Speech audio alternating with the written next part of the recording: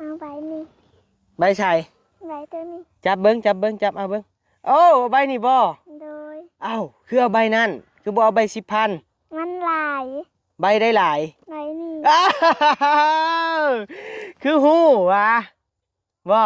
บ่สมมุติอีนางเลือกอีนางสิเอาเลือกใบใดเลือกใบ10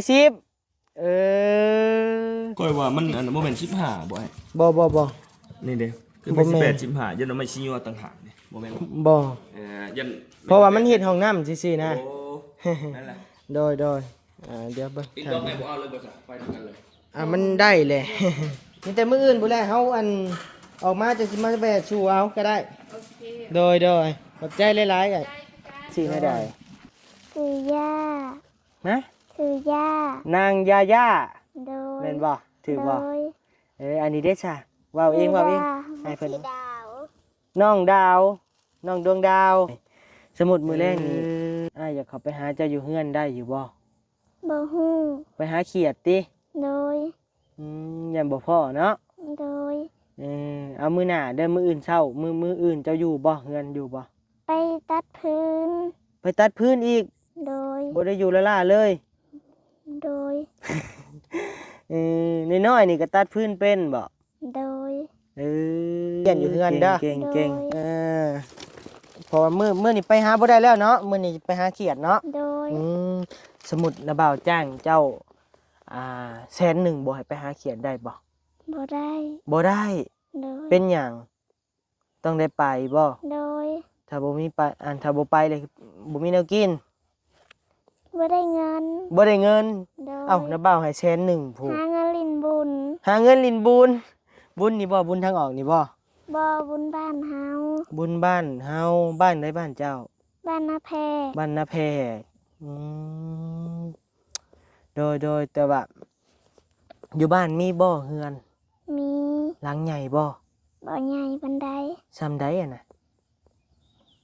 บ่ฮู้แหละ น้องยังลืมชื่อละนี่จะจับไปเบิ่งดูเจ้าเคยฮู้จักอยู่บ่เคยลืมอยู่คือเราว่าในบ้านเราก็เซนี่กับเซรีบ่โดยแม่นเฮือนกับเซเป็นใดๆเฮือนเราใหญ่บ่หรือน้อยก็ใหญ่ก็บ่ใหญ่นะสิซ้ำเถียงนาเฮานี่แหละแต่ว่ามันก็เซแล้วโอ้ซ้ำเถียงนานี่เฮือนกกเฮือนข้าวแล้วได้โดยนั่นแหละซ้ำเถียงนาเจ้านี่โดยโอ้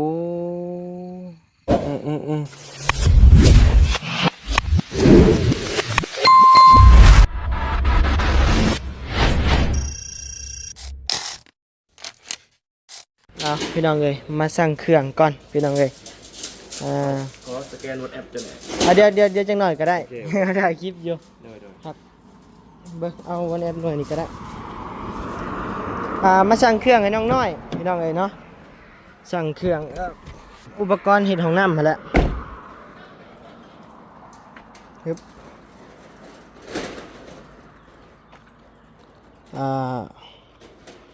เพิ่ม QR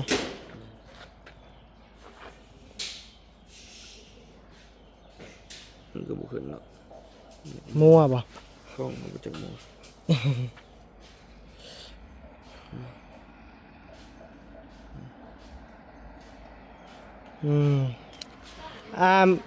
มื้ออื่นหน่อยเนาะจะจังสิไปส่งเนาะได้อยู่ได้มาเลยเด้นี่แม่นบ่ครับว่าชื่อไอ้นี่เลยนิวโดยมีแต่จดบินราคาเฮาเลยก็ได้มีอย่างนี้มื้อเช้าแหละบัดเฮาออกมาแต่บ้านแล้วเฮาจังสิโทรหาเจ้าเด้อให้เจ้าไปส่งให้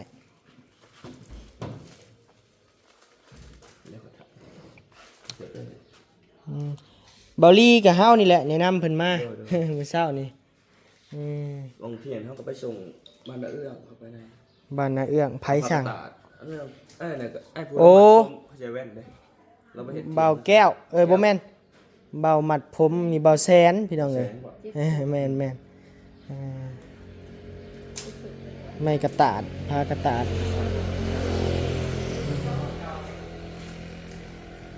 สั่งเครื่องสั่งของเพิ่นก่อนพี่น้องเอ้ย 7 ฟุตเป็นแผ่น14แผ่นไม่คิดแบบ7 โตะ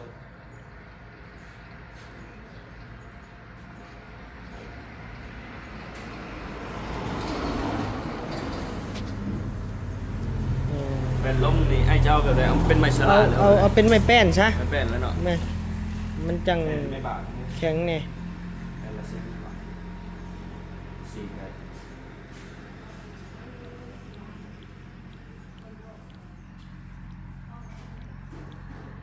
พี่น้องให้เพิ่นไล่นะก่อนไล่เพิ่นไล่ค้ำก่อนพี่น้องเอ้ยโอ้ไม่แป้นแผ่นเท่าได้แผ่นละแสนเนาะแผ่นละแสนพี่น้องเอ้ยเขาพังอยู่ไม่งามอยู่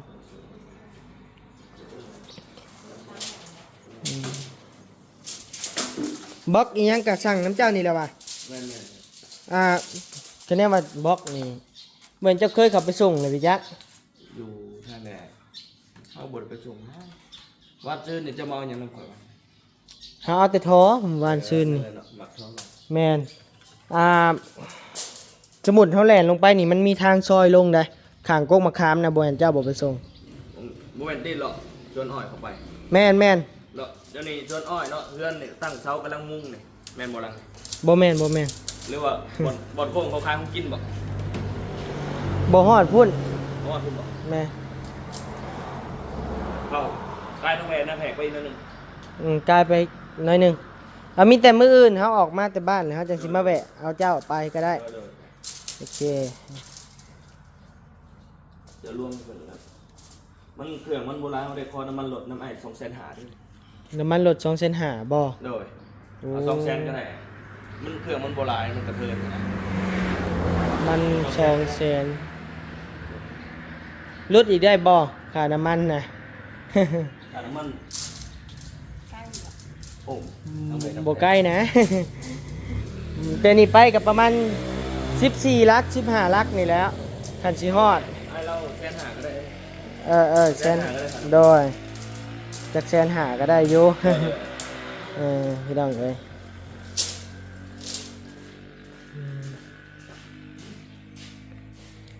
เพราะว่ามันกับ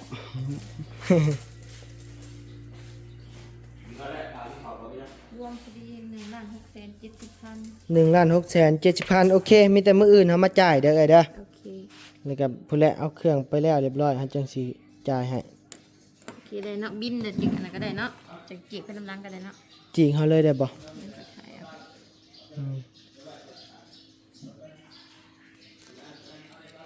บ่ซั่นเฮาขอถ่ายเอาก็ได้มีสังกะสี7ฟุต14แผ่นเนาะแผ่นละ40ไม้18 7โต โลละ80,000 โดย แล้วก็ แป้นลม สี่แผ่นละแสนพอดี โด 4 ย แสน ยัง แล้วก็ค่า ค่าส่ง แสนห้า มีแต่เท่านี้บ่ในบินนะ นี่ ก้อยจะบินเราบินก้อยว่ามันอันโมเมนต์15บ่ไอ้ บ่ นี่เด้คือ บ่ เป็น แม่น 18 15ยันเอาไม่ชี้ว่าต่างหากนี่โมเมนต์ บ่ ยัน เพราะว่ามันเฮ็ดห้องน้ำซื่อๆนะ โอ้นั่นแหละ โดยเดี๋ยวเบิ่ง อีก ถ่า ดอย กไงบ่เอาเลยบ่จ้ะไปด้วยกันเลย มันได้แหละ ถ้าเรามีบล็อกแบบประมาณ3-400แล้วเฮาไปให้แล้วบ่ได้ไหลค่าน้ำมันเลย อืม อันนั้นอันมัน แต่ว่าบล็อกหาเอาแก่มาแต่ซิโนพุ่นบล็อก บล็อกของลุงพลบ่ ฮะ บล็อกของลุงพลบ่ จักสื่อแนวใดจักสื่อเพิ่นแนวใดโอเคแล้วเนาะมีแต่บินเจ้าเม่นก่อนก็ได้ ถ้าเราขายรูปให้เราเบิ่งได้ โดยเฮาถ่ายเอาแล้วมีแต่มื้ออื่นพุ่นแหละเฮาออกมาจังสิมาแบกสู่เอาก็ได้ โอเค โดยขอบใจหลายๆกันโดยพี่น้องเอ้ยมาสั่งเครื่องเดี๋ยวบัดนี้สิแล่นเข้าไปบ้านน้องมันก่อนจักเล็กจักหน่อยเลยจังสิออกเมื่อเนาะพี่น้องเนาะโดยสบายดีนางมาไปสายโอ้ไปก้านเขียดโอ้เดี๋ยวแป๊บหนึงนะเปล่าเดี๋ยวเอารถจอดดีๆก่อนเด้อยืนถ่านะเปล่าเด้อพี่น้องเอ้ยพากันไปก้านเขียดบ่นาง โดย โอ้ไป2คนนี่ โดย ใช้แนวกันเขียดเจ้าไฟโคมนี่ โดย อันเดียวนี่บ่ สอง 2อันใช้อันหนึ่งใช้อันนี้ฮะ ได้แล้วบ่ได้จากโตเลย ยังบ่ได้พ่อโต ยังบ่ได้พอโตซ้ำ โด อื ย มเบิ่งนะบ่าวขอติดไม้แหน่มานั่งลงกันนี่นั่งข้างหน้านี่นะบ่าวสิถามแหน่จังหน่อยนั่งงามๆเลยนั่งเอาตีนนั่งงามๆเลยแล้วนั่งว้าโตใส่คือมาใส่เสื้อคู่กันงามแท้นี่ว้า เพิ่นยังบ่ลึงพี่น้องเอ้ยเนาะยังอายๆอยู่เออพากันไปกันเขียดติ โดย ก้านไปขายบ่นาง โดย ไผไปขายฉันนะ ไปขายในเฮือนเขา โอ้ไปหลอกขายในเฮือน โดย โอ้คือมันดุมามันแท้แหละเบิ่งตั้งกล้องงามๆก่อนแป๊บหนึงเด้อบ่ได้พาวตินาง โดย บ่พาวติ บ่ได้ข้าว โดยน้ำบ่าวลมน้ำหน่อยเด้อ โดย จักเล็กจักน้อยพี่น้องเอ๋ยเป็นเอ้ยน้องกันบ่สองคน เป็นแม่คนละคน เป็นแม่คนละคนเป็นญาติพี่น้องกันบ่ อยู่น้ำแม่เทาแม่ไปรับจ้าง โอ้โดยว่าง่ายๆกับลูกเอื้อยลูกน้อง โดย ใช้เถียงอีนางอยู่ทางใด พูน ทางในพุ่น โดย เอ อยู่ดงพูน เจ้าฮู้บ่เอื้อยเอ้ยน้อยเจ้าฮู้บ่ ฮู้ เอ้ยน้อยได้เอ้ยอิวได้ เออ เออ เว้าโดยเด้อนางเด้อ โดย ผู้นี้คือบ่ปากเนาะผู้นี้บ่มักปากเว้ยเก่งเนาะนางเนาะเบิ่งนะบ่าวสิเอาเงินให้ก่อนเด้อเบิ่งมีเงินอยู่บ่เบิ่งเดี๋ยวนะบ่าวสิเอาเงินให้เด้อ โดย เป็นรางวัลคนเก่งเด้อเดี๋ยวพี่น้องเอ้ยนี่มีเงินอยู่4 ใบคันไอ้สมุดเนาะไอ้บ่ได้ให้สมุดไอ้ให้ซะเอาเจ้าสิเลือกเอาใบใด เอาใบนี้ ใบใส่ ใบตัวนี้ จับเอาเบิ่งโอ้เอาใบนี่บ่ โดย เอ้าคือเอาใบนั้นคือบ่เอาใบ10,000มันหลาย ใบได้หลาย ใบนี้ อ้าวคือฮู้วะบ่สมุดอีนางเลือกอีนางสิเอาเลือกใบใดเลือกใบ10เอาจะคือบ่เลือกเอาใบนั่นคือเอื้อยเจ้าคือบ่ปากแหละว่าอายว่าขอบใจเด้อ โดยขอบใจ เด้อ น้าบ่าวบ่ได้ให้ได้ใบน่ะใดน้าบ่าวเฮ็ดหยอกซื่อๆเอาน้าบ่าวให้ใบนี้ขึ้นมาตัวน่ะ เงินอันวันนี้ใช้อันได้น้ำมันหลายลิตรเติบพี่น้องเอ้ย หยอกน้องเพิ่นแล้วพี่น้องเนาะให้เพิ่นคนละ10,000กีบพี่น้องเอ้ยแค่เดาๆเบิ่งว่าน้องเพิ่นสิเลือกตัวใดสิฮู้จักเงินอยู่บ่แปลว่าฮู้จักเงินอยู่เนาะนางเนาะ โดย บ่แม่นบ่ฮู้เนาะพี่น้องเอ้ยเช็ดไปย่างไป2 คนเลย โดย พี่น้องเอ้ยเนาะจะไปแต่ละมื้อจักโมงมื้อ มือ มืดจักมื้อ อืม โดยกินข้าวกินน้ำเลยบ่ กินแล้ว กินแหละ โดย น้ำบ่าวมีฮอทดอกกินบ่ กิน กินอีกคนโทรมาพี่น้องเอ้ยนั่งถ่าเด้อแป๊บหนึ่งเด้อ โดย เดี๋ยวน้ำบ่าวไปเอาอันนั้นก่อนเด้อ โดย นั่งเบิ่งกล้องเด้อเอาพี่น้องเอ้ยนี่ไอเรือฮอทดอกอันหนึ่งกับตีนไก่เด้อเอาแม่นกินน้ำทางเด้อนางเด้อ โดยขอบใจเด้อ โดยขึ้นมาญาติดีแท้อันนี้ฮะ อีนางสีน่าใด คือย่า นะ คือย่าน างยาย่า โดย แม่นบ่ถือบ่ โดย อันนี้เด้อจ้ะว่าวเองให้เพิ่น ดาว น้องดาวน้องดวงดาวคือมันเป็นผู้หักตาหักตาแพงแท้เนาะสมุดไอ้น้ำเขาไปถ่ายเจ้าอยู่เทียงได้บ่ โดย บ่ยันแม่เฒ่าบ่ให้บ่ บ่ให้ บ่ให้ เบิ่งน้องเพิ่นนี่ก็ยังอยากตื่นอยู่เพราะว่าบ่นิ้วจับจูดเลยได้พี่น้องเอ้ย เห็นน้องไปจับกล้องขึ้นมาเอ้ยมันท่าแน่ว่าซั่นเนาะไปไสวันนี้ถามไปหาเครียดเพิ่นว่า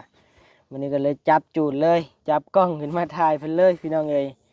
ก็บ่แปลกดอกเพิ่นย้านพี่น้องเอ้ยเนาะตอนแรกเพิ่นก็สั่นเส้นอยู่บ่เป็นหยังเด้อบ่ต้องย้านอ้ายเด้อ โดย อ้ายมาซอยอันเงินน้องน้อยจะฮู้อยู่บ่เงินน้องอิ๋วน่ะเอ้ยอิ๋วเจ้าฮะ ฮู้ อืมว้าวเป็นเนาะเธอพี่น้องเอ้ยสมุดมือแรกนี่อ้ายอยากเข้าไปหาเจ้าอยู่เฮือนได้อยู่บ่ บ่ฮู้ ไปหาเขียดติ โดย ยันบ่พ่อเนาะ โดย เอามือหน้าเด้อมืออื่นเช้ามืออื่นเจ้าอยู่บ่เฮือนอยู่บ่ ไปตัดพื้น ไปตัดพื้นอีก โดย บ่ได้อยู่ละล่าเลย โดย น้อยๆนี่ก็ตัดพื้นเป็นบ่ โดย เก่งพี่น้องเอ้ยต่ออ้ายเอาเงินให้จะไปเฮ็ดหยัง ไปซื้อบัตร ซื้อบัตร โดย เอาซื้อบัตรมาเฮ็ดหยังอ่ะนะ ซื้อบัตรเบิ่ง เบิ่งโทรศัพท์นี่ โดย เอ้าบ่เอาไปซื้อกินบ่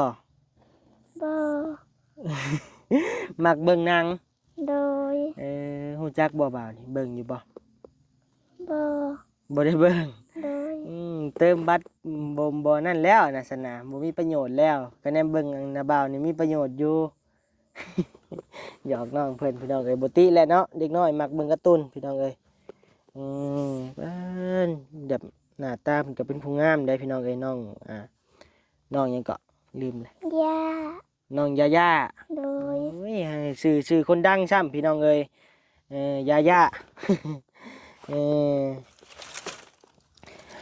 เดี๋ยวจังหน่อยนะบ่าวก็ไปปะเลยเด้อเดี๋ยวอันคะแนนว่ามีโอกาสเลยนะบ่าวจังสิไปเยี่ยมอยู่เฮือนเด้อ โดย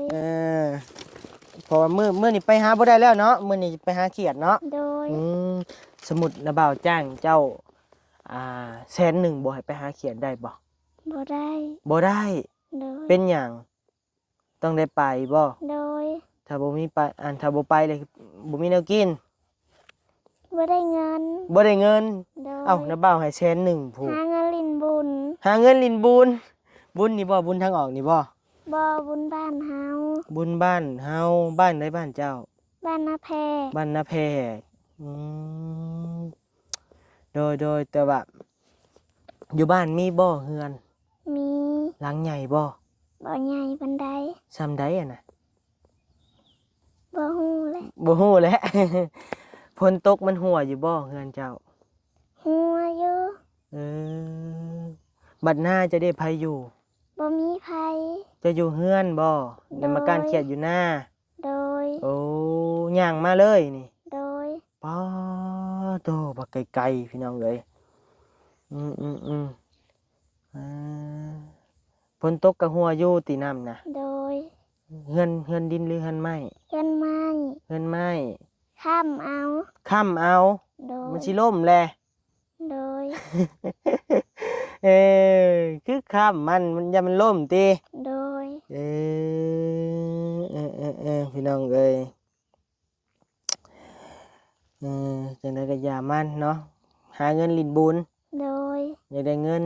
โดย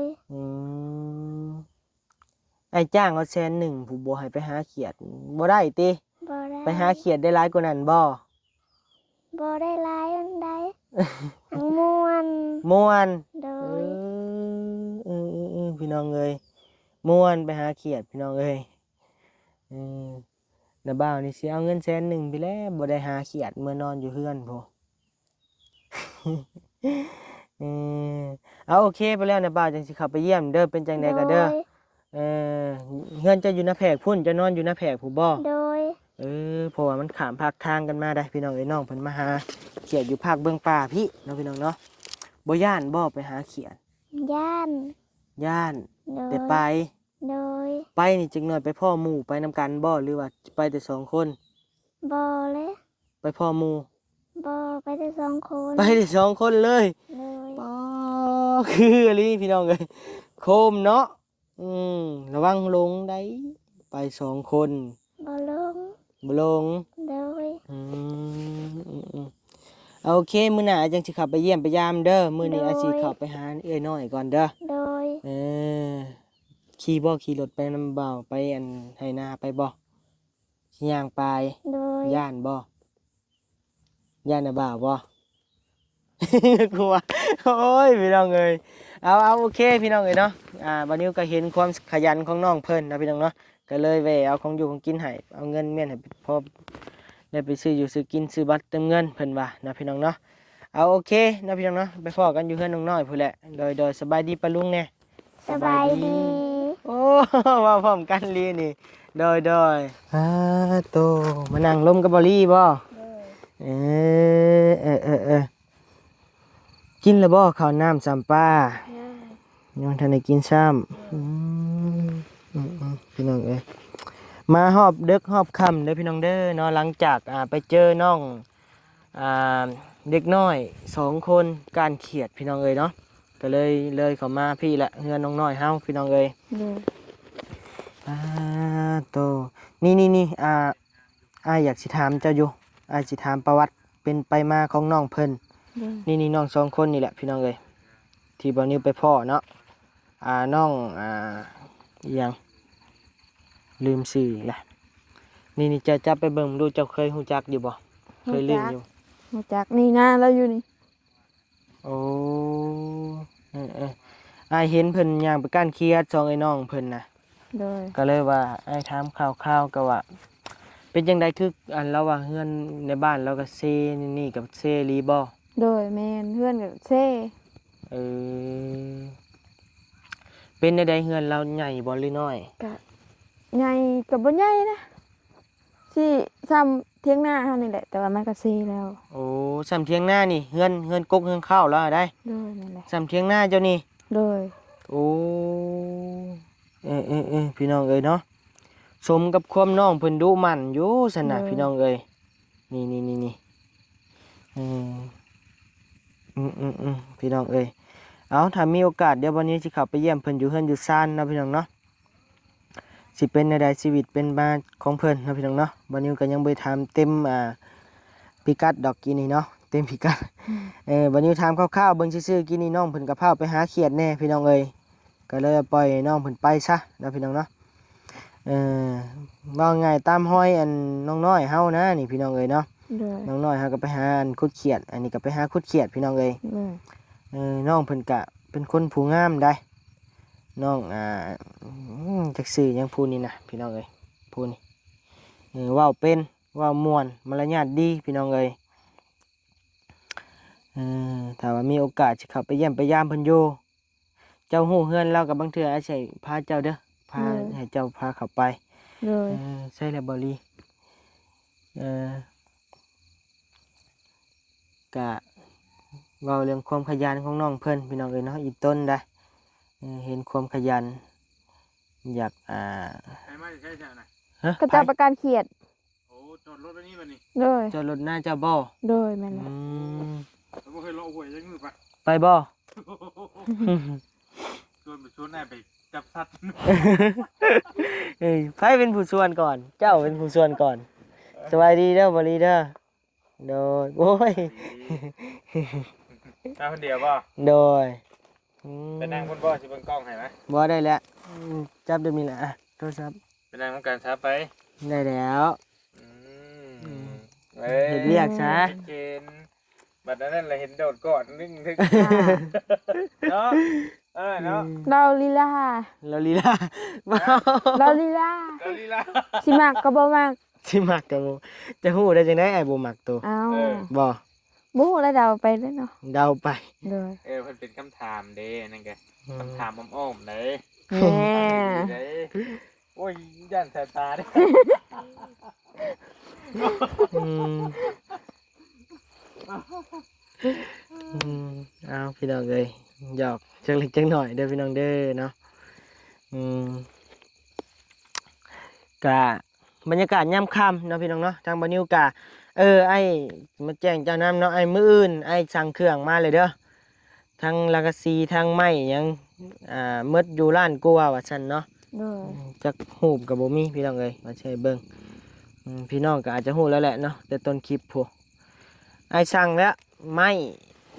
48โดยไม้48นี่7เซนแล้วก็สังกะสี14แผ่นแล้วก็ไม้แป้น4แผ่นแล้วก็มีหลายอย่างอยู่เดี๋ยวมื้ออื่นเพิ่นมาส่งก็โอเคแล้วเนาะจังหน่อยไปกินข้าวกินน้ำนึ่งข้าวนึ่งน้ำแล้วบ่ กินข้าวเย็น กินข้าวเย็นบ่ได้นึ่งซ้ำมื้อนี้ โดย ฮู้จักอยู่บ่มีบุญอยู่บ้านนี่ใกล้ๆนี่ บ่ บ่ฮู้จักซ้ำ โดย